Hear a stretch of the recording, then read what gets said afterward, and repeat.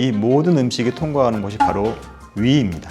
어떤 호주 의사 2명이 미친 짓을 하게 됩니다. 전 세계에서 가장 위암 발생률이 높은 나라라는 사실입니다.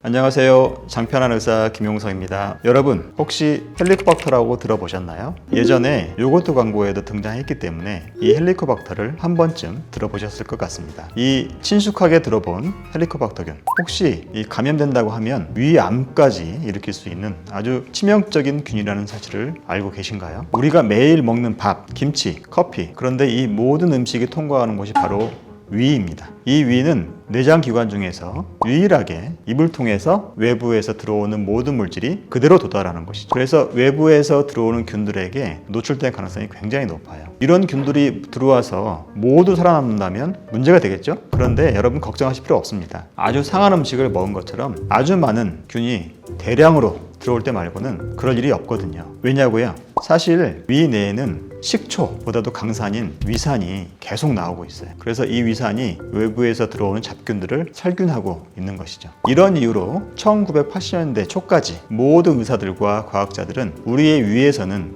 균이 살 수 없다고 믿고 있었어요. 그런데 지금부터 약 40여 년 전에 어떤 호주 의사 2명이 미친 짓을 하게 됩니다. 바로 위에서 균을 발견하고 심지어 그걸 본인이 직접 먹었던 것이죠. 도대체 왜 그랬을까요?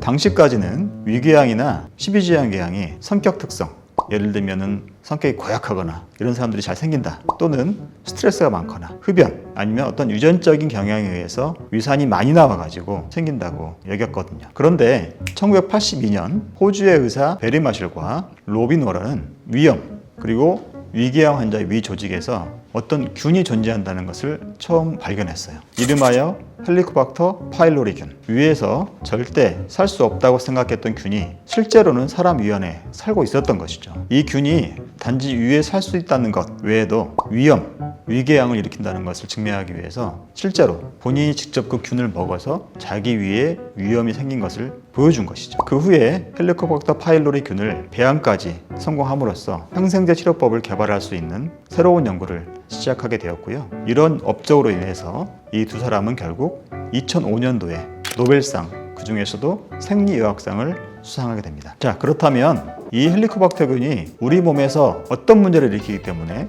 노벨상까지 타게 된 걸까요? 많은 경우에서는 무증상으로 그냥 감염 상태만 유지하긴 하지만 만성 기능성 소화불량증의 원인이 될 수 있고요. 속이 쓰리고 아픈 위염, 위궤양, 십이지향 궤양 발생의 가장 중요한 원인입니다.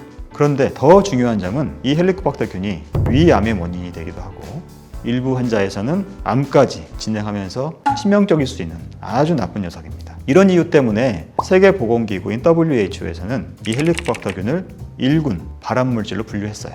이런 헬리코박터균이 얼마나 흔할까요? 헬리코박터균은 주로 저개발 국가 또는 위생이 나쁜 나라에서 감염률이 높게 나타나기 때문에 북유럽은 약 11%, 캐나다에서는 23% 정도, 그리고 미국에서는 30% 정도로 낮습니다. 그런데 남아메리카에서는 약 72%에서 80%까지, 그리고 아프리카 쪽으로 가게 되면 나이지리아에서는 91%까지 높아지게 됩니다. 그러면 우리나라는 얼마나 많이 감염이 돼 있을까요? 90년대 후반에는 무려 66.9%의 감염률을 나타냈는데요. 우리나라도 점점 위상이 좋아지고 제균 치료를 열심히 하면서 2017년도 조사에서는 41%까지 줄어서 아마 10년이 지난 지금은 더 낮아졌을 것으로 생각됩니다. 그래도 여전히 인구의 절반 정도에 가까운 사람들이 감염이 되어 있는 거니까요. 세계적으로는 이 헬리코박터 감염이 상당히 흔한 나라에 속하게 되는 것이죠. 그런데 여러분들이 들으시면 크게 놀라실 사실이 있습니다. 이 헬리코박터균이 위암을 증가시키는 위험한 균이라고 말씀드렸는데, 헬리코박터 감염률이 90%가 넘는 나이지리아에서는 10만 명당 2~3명만 위암 환자가 발생하지만 우리나라는 10만 명당 무려 27명이나 발생을 해서 전 세계에서 가장 위암 발생률이 높은 나라라는 사실입니다. 도대체 어떻게 된 일일까요? 이유는 잘 모르지만 우리나라 사람들에게 감염되는 헬리코박터 균이 더 독성이 강한 것 같고, 또 하나 중요한 것, 한국인의 식습관을 비롯해서 다양한 환경인자 때문에 더 위암이 훨씬 많이 발생하는 것이 현재까지 알려진 사실입니다. 이게 바로 제가 오늘 여러분들에게 헬리코박터에 대해서 한 번 더 강조하는 이유가 되겠습니다. 그렇다면 내가 헬리코박터균에 감염됐는지를 어떻게 알 수 있을까요? 다양한 방법을 통해서 진단을 하게 되는데 가장 흔한 방법은 내시경입니다. 내시경을 해서 조직 검사를 해가지고 염색을 하거나 특별한 테스트를 통해서 균이 있는지 말씀드리는 것이죠. 그런데 꼭 이 헬리코박터 진단을 위해서 내시경을 해야 되는 것은 아닙니다. 다른 방법도 있는데요. 혈액에서 또는 대변을 통해서 헬리코박터의 항원이나 항체를 검사하는 방법도 있고 입으로 훅 불어서 약을 먹고 불어서 검사하는 호기 검사도 있어요. 물론이죠. 가장 흔히 할 수 있는 방법이 위내시경 가능하고요. 그 다음에 호기 검사도 가능합니다. 여기에서 혈액을 통해서 하는 항체 검사는 잘 쓰진 않아요. 사실은 정확하지 않기 때문에. 그렇다면 이 치명적인 헬리코박터균은 어떻게 감염될까요? 환자들이 가장 궁금해하시는 내용이긴 한데요. 현재까지 알려진 것은 주로 입에서 입으로 또는 대변에서 입으로 이런 경로를 통해서 전염된다고 알고 있어요. 무슨 얘기냐면 이 균이 위에 살고 있는 균이잖아요. 어디선가 들어와야 될 텐데 입에 있는 균이 입을 통해서 들어와서 감염된다든지 대변을 통해서 빠져나간 세균이 다시 입을 통해서 감염된다든지 이런 두 가지 루트를 통해서 감염이 되는 것이고요. 이 헬리코박터균에 오염된 물이나 음식물을 섭취하는 게 가장 흔한 감염의 원인이 되는 것이죠. 과거에 왜 이렇게 우리나라에 감염이 많았을까? 예전에 우물물을 먹던 시절이었지 않습니까? 그러면 만약에 그 동네에서 쓰던 우물물에 어떤 사람이 균을 감염시켜 놨다. 그러면 그 다음부터 그 동네 사람들은 모두 다 감염이 되는 것이죠. 그래서 지역적으로 차이가 좀 나는 경우도 있고요. 요즘에 우물물을 먹는 사람은 없겠지만은 비슷한 게 뭐가 있냐면 바로 약수를 먹는. 그래서 환자분들에게 산에 가서 등산하실 때 가능하면 드시지 말라고 하고 있습니다. 어떻게 하면 헬리코박터균 감염을 줄일 수 있을까요? 만약에 가족 내에 누가 감염이 돼 있다 할 때 어떻게 하면 좋을까?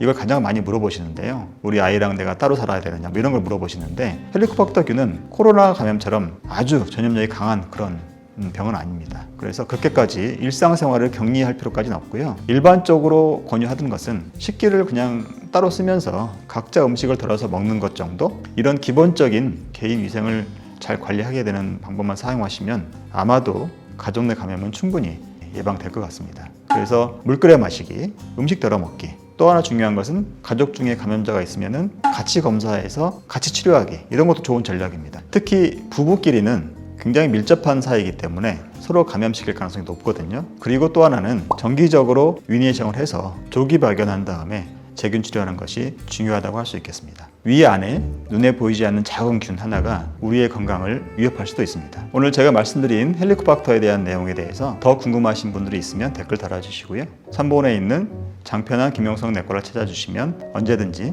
편하게 상담해드리겠습니다. 다음 시간에 뵙겠습니다.